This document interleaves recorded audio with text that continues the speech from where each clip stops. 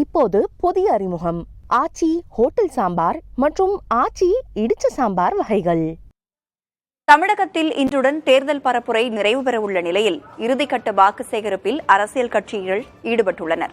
வாக்கு சேகரிப்பின் போது நிகழ்ந்த சுவாரஸ்யமான நிகழ்வுகளை இப்போது பார்க்கலாம். விழுப்புரம் மாவட்டம் ஆரணி தொகுதியில் திமுக வேட்பாளர் தரணி வேந்தனை ஆதரித்து அமைச்சர் செஞ்சி மஸ்தான் நூதன முறையில் தேர்தல் பரப்புரை மேற்கொண்டார்.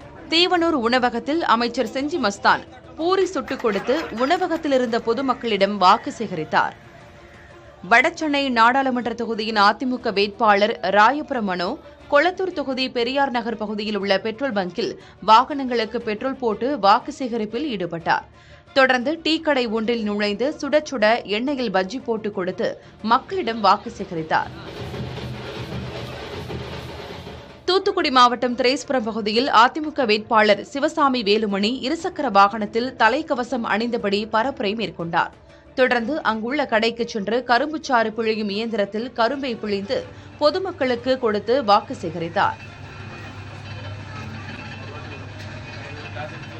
திருச்சி நாடாளுமன்ற தொகுதியில் போட்டியிடும் அதிமுக வேட்பாளர் துரை வைகோவுக்கு ஆதரவாக புதுக்கோட்டையில் மார்க்சிஸ்ட் கம்யூனிஸ்ட் கட்சி நிர்வாகிகள் இருசக்கர வாகனத்தில் வீதி வீதியாக சென்று பரப்புரை மேற்கொண்டனர். அப்போது பாஜக மற்றும் அதிமுகவை விமர்சனம் செய்து கும்மி அடித்தபடி தீப்பெட்டி சின்னத்திற்கு நூதன முறையில் வாக்கு சேகரித்தது அனைவரையும் கவர்ந்தது.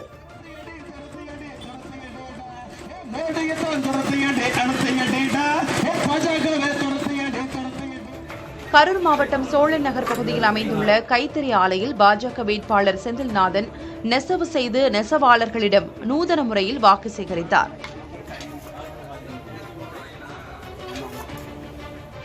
திண்டுக்கல் மாவட்டம் பழனியில் கல்லூரி முன்பு பிரதமர் மோடி சுட்ட வடை என கூறி மாணவர்களுக்கு வடையை கொடுத்து திமுக மாணவர் அணியினர் பரப்புரை மேற்கொண்டனர்.